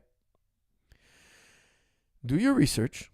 Find the crypto you think makes sense. And I would tell you, only go in Bitcoin right now. I would tell you, there's nothing better than Bitcoin. If I had to give you the simplest answer, go in Bitcoin. If you hold Bitcoin for more than 4 years, and I don't think you could lose. That's not professional advice, guys. I'm not a professional here, but I'm just telling you my philosophy, being in crypto for so long. If you put $1 in crypto and you don't need that dollar for the next 4 years, it's a very safe place to put your money. I would say the safest place to put your money. Better than a bank, better than buying gold, better than buying silver, better than stock. If you don't need that $1 for 4 years, if you say I can live without this $1 for 4 years, you're going to at least double your money. And I would tell you, doubling your money, I would say is conservative. But you got to be smart enough not to touch it for 4 years. And I will tell you something. Even after 4 years, I would not sell that dollar. Why? That's a dollar that doubles every 4 years at least. Why would I sell a dollar that doubles every 4 years? Doesn't make sense. One day, when you really need money, you borrow against your crypto. And I have one rule, okay? I never sell crypto I buy because I can't live with the fact that I might sell something that mooned. Okay, moons means like it went up 50x at least. I can't live with myself. So I never make decisions where if the consequence happens, I can't live with myself. That's a golden rule, guys. Let me tell you something. I know a lot of you listening to this are young men. Please make us swear to yourself right now that you never do anything. That if that one thing you did goes south, you can't live with the consequences. So whenever I invest money, whenever I say yes to a fight, whenever I go on a trip, I always ask myself, if this goes wrong, can I live with the consequences? Like, I might not be happy. I might be sad. But is it something that's so bad that I can't contemplate life going on? Like, is it that bad of it? Like, okay, that's maybe too dramatic, but is it something that's going to wound me so bad that I can't live with the consequences? Then don't do it. Don't do it. All right? So that's like a rule for life. Coach, I need advice. How to make time for work, college, training, family, friends, girlfriend, hobbies, and get good sleep each night. That's from Xters. I would highly, highly recommend you get First Things First by Stephen R. Covey. It's a book called First Things First. I would even tell you, get a summary of the book, First Things First. Read the summary and then read the whole book because the summary is going to be even better. Okay, I find sometimes books, they put a lot of fluff, and the fluff is just a waste of time. First Things First by Stephen R. Covey. It'll change your life. The Diaz brothers will almost never kick. That's from Arn. That's a very good point. The Diaz brothers both fought for world titles. Nick Diaz fought Carlos Condit. A lot of people thought Nick Diaz won that fight. And if he did win that fight, he would have been a world champion, and he would have done it with very little kicking. Nate Diaz also very little kicking. Fought for a world title, but it was one-sided. He fought Benson Henderson. He did beat a former world champion in Conor McGregor. Assalamu alaikum, coach. Did you go through that book which compiled your philosophy? And earlier AMA. Can we get hold of that somehow? No, I never got that book, Muhammad. I thought you were the guy who put it together. Somebody put together a book of all my philosophies I did in AMA. He compiled it in a book. So if you guys out there know how to get a hold of him. Inspired by Ben Askren to improve my health and be grateful. Alhamdulillah. That's from X7. X7, I'll tell you something. That's a very touching story. I donated to his family. I posted on it. He had a lung transplant. He's one of the toughest guys on the face of the earth. We all saw what he did when he fought Robbie Lawler. He was put in one of the worst positions possible. The man has a heart of a lion. He kept fighting, turned things around. Come back to get an official win. A lot of people thought it was controversial. Nonetheless, he showed his heart. He showed his grit. He showed how tough he is. A heart of a lion. And he went through a very difficult procedure. He had from what I heard, it started as a staph. Then he got pneumonia. Then he had to get a lung transplant. He lost a ton of weight. They posted a GoFundMe. I posted it as well. I sent him $100. I think everybody should send him something, help the guy out. He has kids. But a lung transplant, I'm really happy he's successful and all that. But that's not something, from what I understand, like, let's see here. Life expectancy after lung transplant.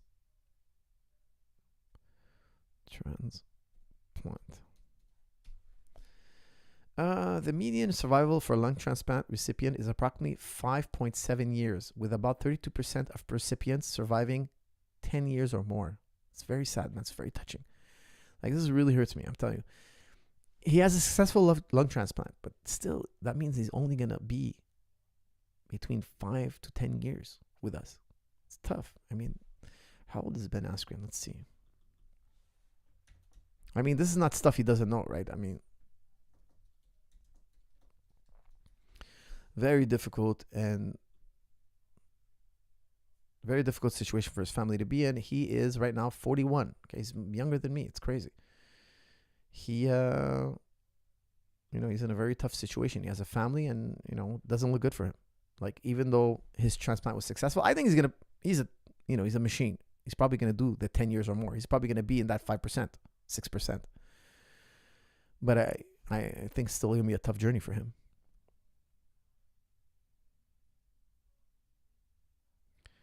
Coach Mr. Okay.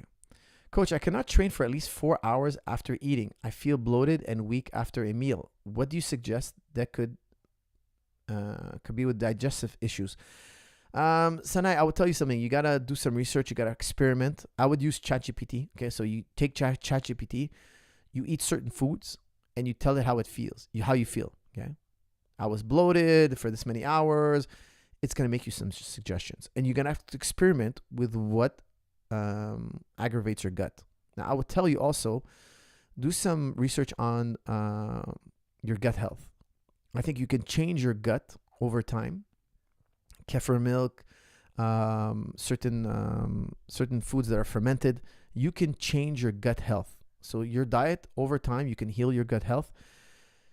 Use ChatGPT. Log in how you feel. Log in what you ate. It'll keep track of it. It'll give you different possibilities, suggestions, and it can, in my opinion, it could do just as good as a job of a doctor. It's going to help you investigate and figure it out. And I highly recommend digestive enzymes. Experiment with them. Salam, Coach. If you could orchestrate 2-year-long nervous system training program for MMA and self-defense, what would you prescribe? In what order? And how would you measure results? Thank you. That's from Christian. Christian, you're saying if you could orchestrate a 2-year-long nervous system training program for MMA and self-defense. What do you mean by nervous system training? Well, I will tell you, I would go isometrics. I will do a lot of isometric training and technical training. So like everything I show on jujiclub.com, that's technique. But for fitness, now I'm getting really turned on to isometrics. I'm really seeing the benefit. Why? Because you can do a lot of isometrics without being sore, because you're not elongating and shortening the muscle. You get less muscle breakdown. So you get a lot of muscle tension without the breakdown. And it's very therapeutic. It's incredibly therapeutic. So you get stronger, less recovery time, and it's therapeutic. It keeps your joints healthy. I love it.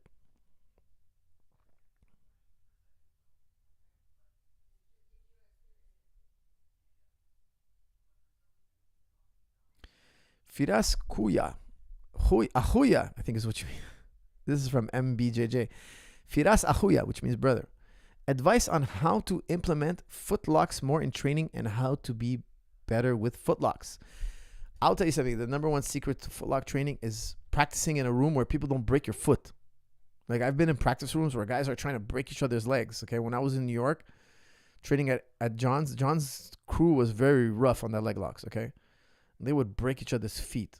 Now, I would tell the guys before I roll with them, I'll tell them, hey, bro, listen, if you catch me in a footlock, give me a second to tap. I'm not going to be like one of those guys who try to like get out of every footlock and like smirk that you can't leg lock me. I'm not going to be like that. I'm going to give you the tap. I know because here's the thing. Everybody wants to say, I was able to tap that guy out. Everybody on the practice room wants to go back after practice and brag about who they tapped out. Like, I get it. I'll give it to you. Just don't break my foot. I don't care. You go and tell people you tapped me. I don't care. My job here is to get better, learn. That's what they, oftentimes they say, check your ego at the door, I think most people don't get good at footlocks because as they're practicing footlocks, they get their leg broken. And then they get like petrified of trying it again. And because every time you go in a practice room, okay, even if you're the best leg locker in the practice room, if you're in a gym where there's a leg lock culture here, everybody's a leg locker, everybody trains leg locks, I guarantee you're going to get leg locked sooner or later. Now, the problem with leg locks, it's different than chokes, different than arm bars. There's a much higher rate of injury. Now, I know somebody released a study where saying it was more, the one that people got injured most, I think, was like triangle or arm bar, something like surprising. I will tell you something. That's probably because most gyms do upper body attacks. And most gyms, I would say 50% of gyms are not woke. They're not wise to the leg locks yet. It's really crazy. Like sometimes I travel a lot. I go to BJJ schools. They know nothing about leg locks. They're doing stuff we did 10 years ago. It's so old, their stuff. Like they don't know how to leg lock. I can't consider them leg lockers. If everybody was up to date on leg locks, I guarantee you the number one injury would be leg locks. How do I know that? Because every time I go to leg lock schools, the number one thing, it's not arm bars. And trust me, leg lock schools all do arm bars. They all do triangles. The leg lock schools, the most dangerous hold is the leg lock. Why? Because your foot breaks or your knee breaks before you feel the pain. I don't know why. But I've seen guys crack the knee before the guy even felt pain and then he taps. So at TriStar, I always tell the guys when I'm teaching leg lock, I say, look, guys, you put on pressure, you make it snug, but you don't tap the guy out with it. Now, in a match, break the guy's leg. It's his responsibility to tap. Even then, personally, I don't recommend it. I would put pressure gradually and I would tap him out.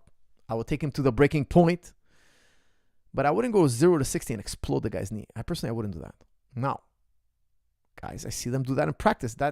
I never allow that in practice. Like if you do that in the practice room, you can get expelled from the gym. Like it's got to be like it's your first time here and you didn't know better. But I warn the guys all the time. That's the number one way not to get leg locked. Not to get hurt in practice. Everybody here in the gym respects each other and we're not going to break each other's limbs. You don't get hurt by chokes. Okay, so arm triangle, rear naked choke, guillotine. It's rare you're going to get hurt. And then, even then, I always tell guys, you're responsible for your partners. If somebody gets hurt, you're responsible.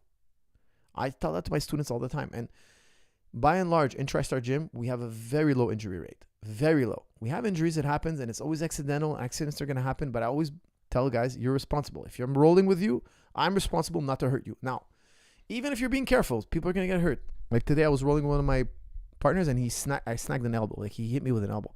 Not intentional, of course, but it happens. I joked around about it. I said, oh, we're doing MMA. I didn't know that. We're joking around.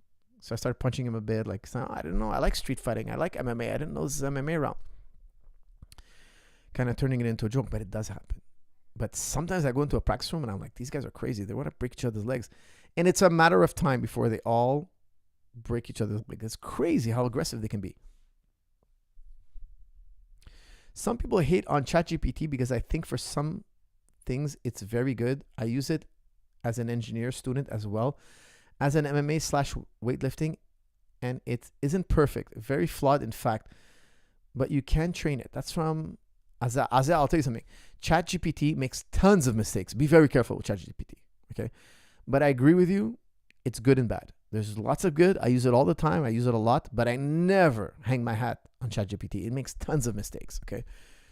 You got to use it and verify it and cross-examine it and ask it more questions, ask it to verify, go online and try to verify.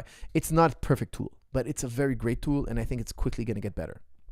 Guys, a quick shout out to Man-Made underwear, my new sponsor. I love these guys. They make Man-Made underwear. It's the world's most comfortable underwear. Try a pair. Once you try a pair, you'll never stop talking about it. It's the world's most comfortable man's underwear. I'm 22. I've been wrestling since I was 12 years old. I've been training MMA consistently for 1.5 years. I can go pro, ? I'm very fast, but not powerful. No, after...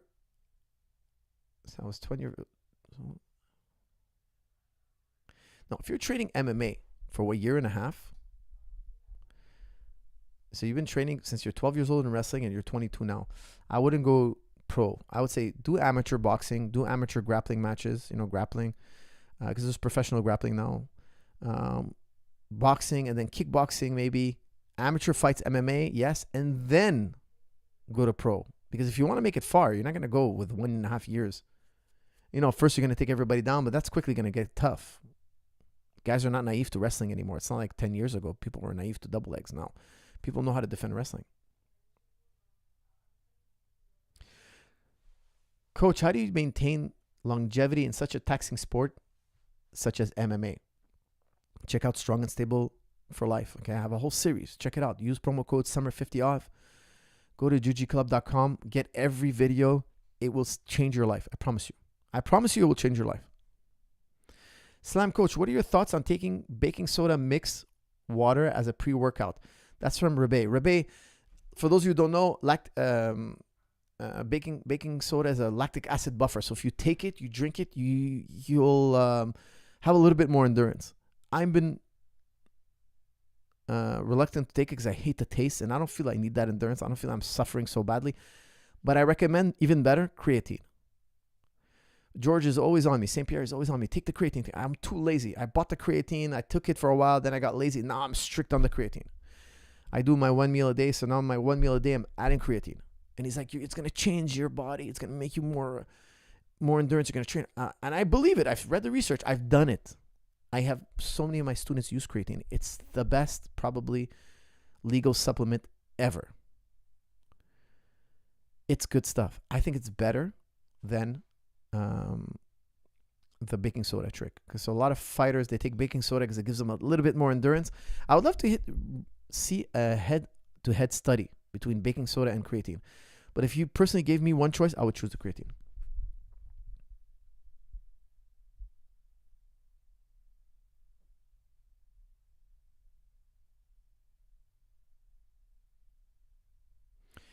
Do you think running plus calisthenics plus 3 times boxing are good for being shredded? That's from Aventus. Yes, that's a very good program, but I would tell you, even more important is your diet.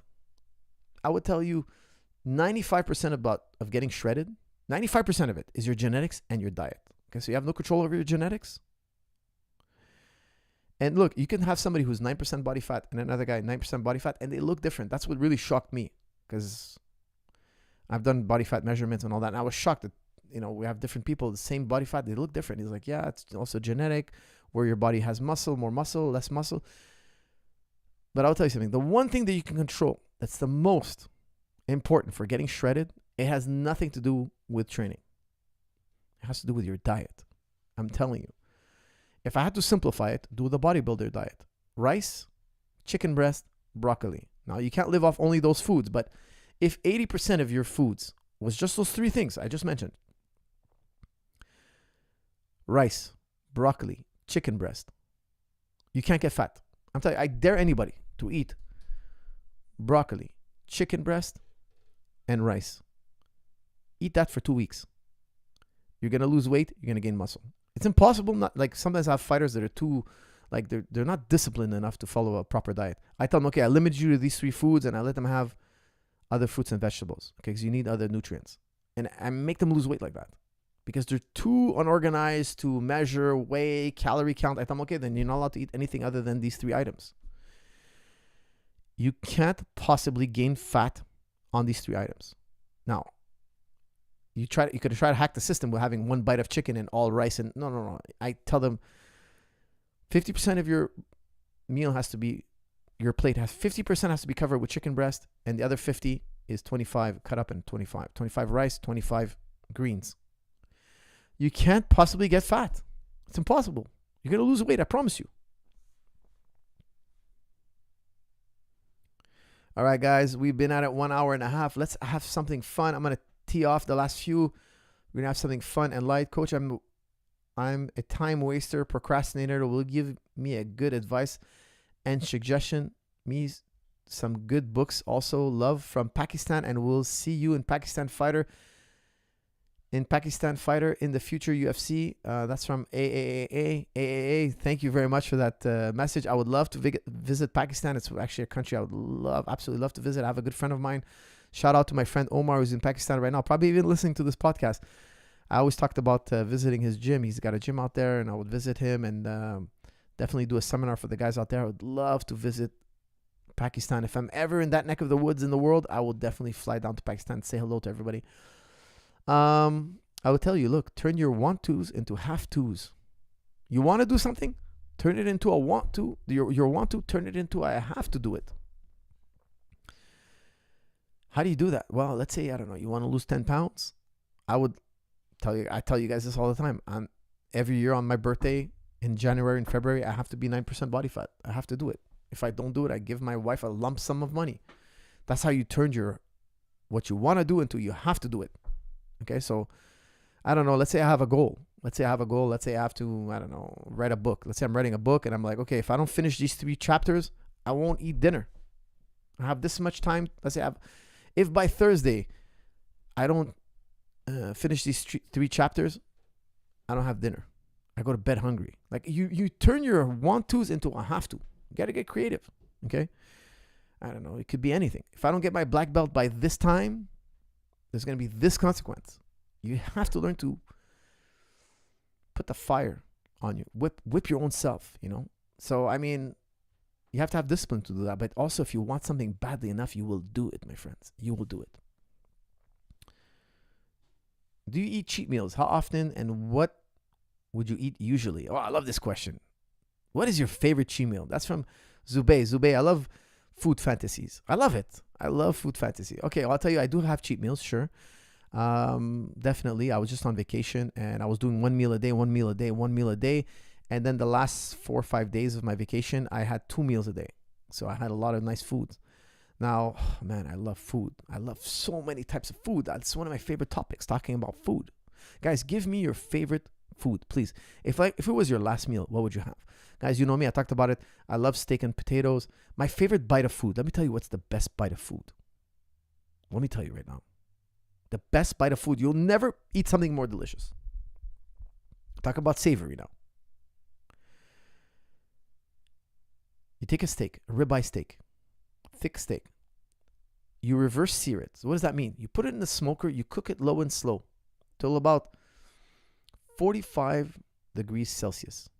Then you take it off the smoker. Okay, so you cooked it with smoke. It has a nice smoky flavor. The meat's cooked inside. If you wait 10 minutes, it's going to go up about 5 degrees. So it's going to go about 50 degrees Celsius. Now I give it a few minutes to cool down a bit and I sear it. I make a hot fire. Okay, so now I'm not cooking it low and slow anymore. I'm putting sticks. Sticks is just like what barbecues we call wood. You know, we chop it up in little fine sticks and we throw them in there and now the fire gets nice and hot. The flames, you guys see me barbecue, you'll be like, what the hell is this guy doing? I got flames kissing the sky here. And I throw that meat on there. I throw it about for 2 minutes each side.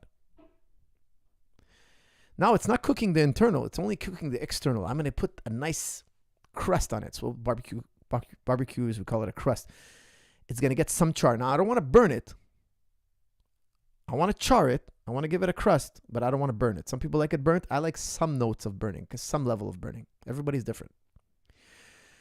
So I'll cook it on a high heat. And I even have a blowtorch. So I'll blowtorch it from the top too. Like sometimes I cook it different ways. Okay, but I put it in high heat. Now I pull this piece of meat off the barbecue, and now you're smelling it. People will see this piece of meat. They're like, "Wow, it's a crazy experience, man." So I let it rest. You got to let it rest. 5 minutes minimum. Because if you cut into it when it's super hot, the juices will run out. I cut it into it in diagonal slices. Now I add a little finishing salt. I put that on a giant wood cutting board. Okay, I present it. In the meantime, I take baguettes. So French, it's a French bread. Okay, it's a baguette, like a bread you would use for making submarines. On the baguette, I put olive oil mixed with garlic. So I chop up fresh garlic. I put in olive oil. In the olive oil, I put some spices. Okay, some green spices like basil and all that. I mix it up and I put it on top of the toast. Now this is a cheat meal, guys. I don't eat like this all the time. Like this is not my diet. Okay, I'll talk about my healthy diet another time. This is like I want the most delicious thing I can possibly eat. I take that bread, I turn it into garlic bread. Okay, then I put a little cheese, okay, mozzarella mixed with cheddar, let's say. I stick that in the oven and I make a garlic bread, a delicious garlic bread. Now, I take that garlic bread, I take one of those pieces of steak, I put it on the garlic bread, cut into the garlic bread, I eat it. Instead of steak and potatoes, I'm having steak and garlic bread. For me, guys, that is the ultimate bite of food. I bite into garlic, cheese. It's basically pizza and steak together. The delicious flavor of smoked rib steak. If it's dry aged, the steak is dry aged, even better. With the cheese, with the bread. Guys, I love bread. I love bread. The mix is the most delicious bite of food I have ever made. And it takes me like 3 or 4 hours to get this meal on the table. Like, it's work. You know, you got to cook it low and slow. You got to prep stuff. It's work, man. It's work. But I do it on a day where I'm barbecuing in the sun and the family's chilling in the backyard. We're swimming. We got all day. But it is the best bite of food a human being can consume. I want to hear what you guys love to eat. Beef skewers with tabbouleh. Oh, that's good. I love tabbouleh. Guys, for those of you who don't know what tabbouleh is, it's a Lebanese salad. It's delicious. What else we got here? Honorable mention to poke bowls. That's from Aza. That is I love poke bowls. Poke bowls, another great invention. Doner kebab, Sikh kebab, garlic, naam, shami kebab. That is very good food as well. I love Greek food also. Like, I get the halal souvlaki guy next to my house. I love garlic, man. Garlic is... I love Mediterranean food because of the garlic, but I also love the tzatziki. The Greeks, they use something called tzatziki. I love it, man. We have good Greek food here in Montreal. Very good Greek food.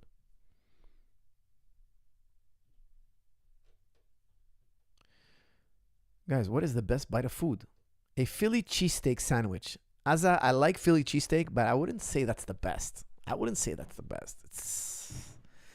It's great. Don't get me wrong. It's great. It's just not in the top 15. Biryani. Biryani's good. I wouldn't put it in the top 15. That's from Shiraz. I love biryani. It's good. Top 15? No. Not in top 15.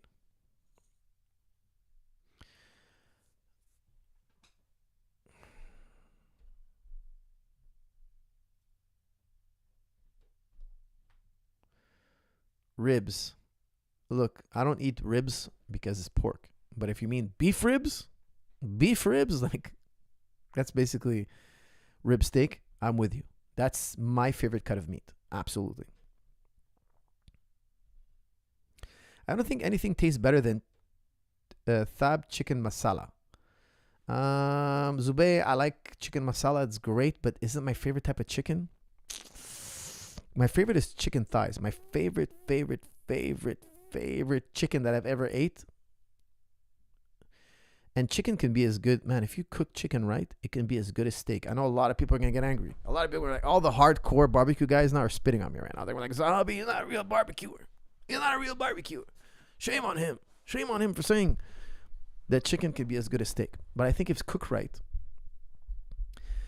my favorite way to make chicken thighs, and I love chicken thighs. I'm a thigh man. Okay. I cook it with a sriracha, barbecue, and honey sauce. So I smoke it. I salt it, of course. Salt it, smoke it, sear it. I use a blowtorch and I sear it. I get that crunchy skin. And then I put a mix of sauce on it. Barbecue, sriracha, honey. I mix it. I glaze the chicken. I let it set in the oven. I let it set in the barbecue. So it gets like gelatin, you know, it gets like sticky. It's like that sticky sauce. You're eating chicken and it's sticky sauce and it's like it's honey, sweet. It has a kick. Just as good as steak. That's how you can make chicken just as good as steak. Yes, I'll tell you another way to make chicken just as good as steak. Deep frying. Deep frying. You do egg wash, flour, breadcrumbs, cook. I love chicken. I love chicken like this. Nothing like a 6-piece fried chicken bucket and a soda. That's from Sanai. I totally agree, guys. I love fried chicken. But I'll tell you something. After every meal of fried chicken, I feel horrible. I feel like, why did I eat that? What did I do to myself? I feel horrible for like 4, 5, 6 hours. I'm feeling like, man, lethargic, tired, fatigued, brain fog. Oh, man. I'm like, what did I do to myself? It's like the worst kick in the groin. But I love fried chicken, man. I do it once in a while. Every few months, I buy a bucket of chicken and I devour it. I devour it. And I'll tell you, fried chicken can be good, as good as steak, man. Fried chicken with a good soft drink, fries, coleslaw. Wow. It's crazy how people eat like that all the time. It's crazy to me. It's crazy. It's like you're destroying your body. You're destroying, getting old. It's unfathomable to me. They just get used to the regret after. They just get used to it. They get past that. They push past the regret point. Because me, after I eat it, I'm like, I'm never going to eat this again. I'm like, I won't eat this again. And then 6 months later, I'm like, oh, okay, one more round. I love fried chicken. Tunisian couscous is the best. Adventurous. Aventus. I'll have to try it. I don't think I've ever tried Tunisian couscous. Wagyu dry-aged steak. That's from Shiraz. Shiraz. I was in Australia at the Crown Hotel, and we had Wagyu dry-aged steak. Wow. Was it Wagyu? It was like, yeah, I think it was Australian Wagyu or something crazy, something. Wow, unbelievable cut of meat.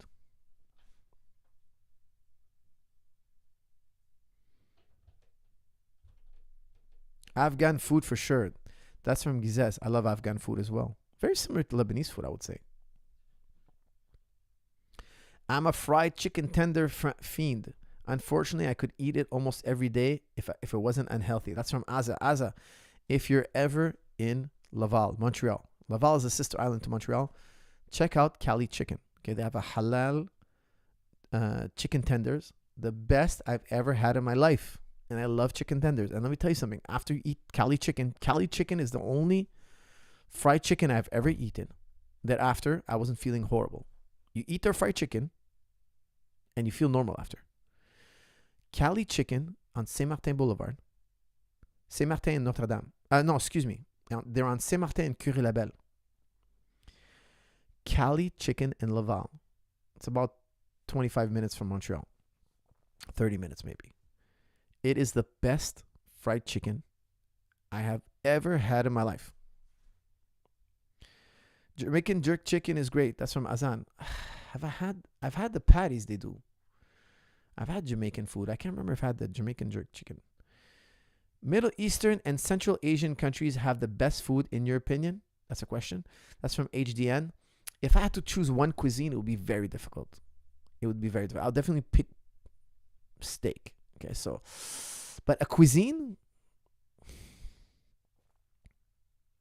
Yeah, I'd have to go Middle Eastern. I mean, I grew up on Middle. I'd miss it too much if I didn't pick Middle Eastern. But I love also Asian food. I love Chinese food. I love General Tao chicken. I love when it's done right. General Tao is kick-ass, man. It is a kick-ass meal. Now, do you feel good after? No, the glycemic index is so high. You feel like crap after. But man, that sweet, sour, and spiciness, once it's going down, you're eating, it's so good. It's so good. But I'm telling you, if I eat General Tao, there's no training. I'm not going to the gym. Like, I can't train. I'm knocked out.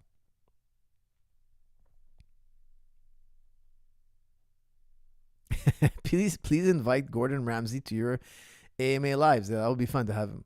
That would be cool. I'm a big fan. I watch a lot of his shows. His whatchamacallit shows, Master Chef. Tennessee fried chicken breast, Kentucky all day long. That's from Audie Night. What's chicken? I was just in Tennessee. Tennessee chicken. I didn't eat any fried food. Tennessee. What's it called? Chicken fried. Let me see what it looks like. Chicken fried Tennessee. Nashville. Man, it's south. It's greasy food. Traditionally served with 2 pieces of white sliced bread, some dill pickles. White sliced bread and fried chicken. If you want to spike your insulin, that's like the ultimate insulin spike. The ultimate.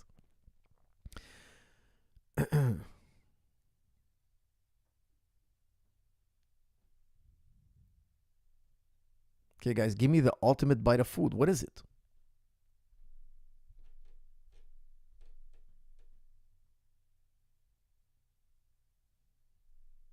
Do you like chicken redang? Redang. What is chicken redang? I never. Chicken redang.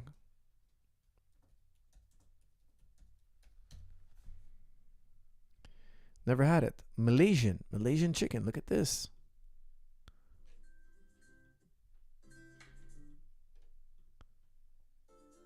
Never had it.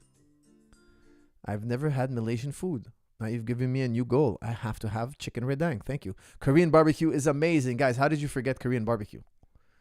That's from Ian Patterson. Ian, you're a gentleman and a scholar. I love Korean barbecue. I love Korean barbecue. And I've been to some really good Korean barbecue places. Wow. There's next level Korean barbecue. Next level. I love how they have like all these pickled stuff along with the steak. Wow, guys. Shout out. Much respect to the Korean barbecue geniuses who came up with that system. It's crazy. We have good Korean barbecue in Montreal.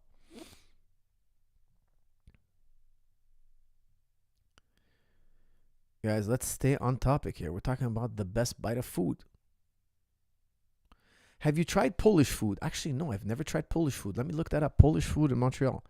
Polish food, Montreal.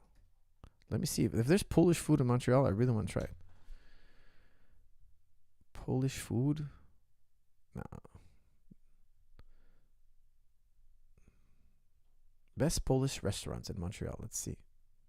What kind of cuisine is it? Oh, look at that. Bistro, Kabzat, Stash Café, Les Aliments Pizza. Doesn't seem like there's too many, but there's a few. I have to look it up because I've never had Polish food. If you asked me to name one Polish dish, I couldn't do it. I guess sausages, right? They're big on sausages, but I don't know anything else. Kebab on top. That's from Ilya. Ilya loves the kebab. Kebab over gyros. Coach, I want to start BJJ, but I'm terrified of staph infections. LOL. Any thoughts? That's from MX. MX, wear a full rash guard. That's what I do. I wear full rash guard and I shower right away. And check your skin every day. If you feel like there's like something weird on your skin, put tea tree oil or antifungal cream. I use a lot of tea tree oil, antifungal. And pro tip, sometimes when I shampoo, I put tea tree oil in the shampoo. So I shampoo, I lather up, then I put tea tree oil, and I put tea tree oil in my shampoo. And you could do the same with soap. So you lather up your body, you put a little tea tree oil, and tea tree oil kills everything. Kills everything. Instead of buying tea tree oil soap that's really expensive, buy a vial of tea tree oil, keep it in your shower. And I like to put it in my beard and my hair because, it's hard to see sometimes if you have something in your hair, like a little pimple or something. So I put tea tree oil, I shampoo with it. Not all the time, once in a while. And there does exist shampoos and soaps that have tea tree oil. They're very good. But I just add it myself. And I don't do it every time I shower, just once in a while. And if I have like something funky on my skin, I put tea tree oil on it right away. I check my skin every single day. I don't let something grow on my skin. If it grows on my skin, I either put tea tree oil or I put some kind of fungal cream right away. And if it's not dying, go see my doctor friends. Pakistani foods have the best single bite flavors, but the cuisine is too heavy to be the rest of my life food. That's from Aza. Pakistani food and Indian food I love. I absolutely love. But like you said, it's a once in a while meal. They're too heavy, but the flavors, amazing. Coach, what do you think of Ilya versus Armin? That's from Croissant. I don't think that fight's going to happen, but I would pick Ilya. Personally, I would take Ilya.